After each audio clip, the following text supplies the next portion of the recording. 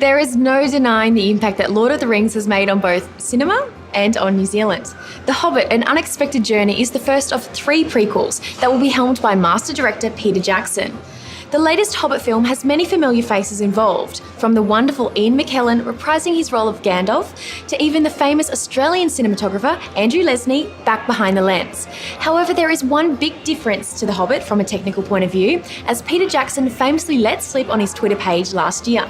The film will be shot in 48 frames per second. I have with me now cinematographer Denson Baker. Denson, so tell us why 48 frames per second? Well, just traditionally the frame rates were even slower than what we saw today. The old black and white films, when you look at those movies, you'll see a flicker that appears between each image. There was the realization that if films were projected at 24 frames per second, it would be a much cleaner, sharper, more natural looking image, and that's what we've been looking at for quite some time now in cinema screens.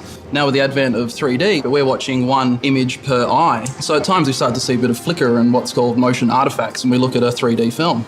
With a film like The Hobbit now at 48 frames per second, we're seeing more frames, which will mean we're seeing cleaner images and less flicker and less motion artifacts. So does that mean a better overall viewing experience for the audience? Peter Jackson has said it will appear more lifelike, more clean, more real, and will be a much more immersive 3D experience. So definitely something worth watching. Absolutely.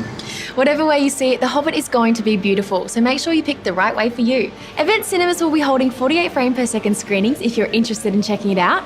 They will also have Gold Class and VMAX screenings.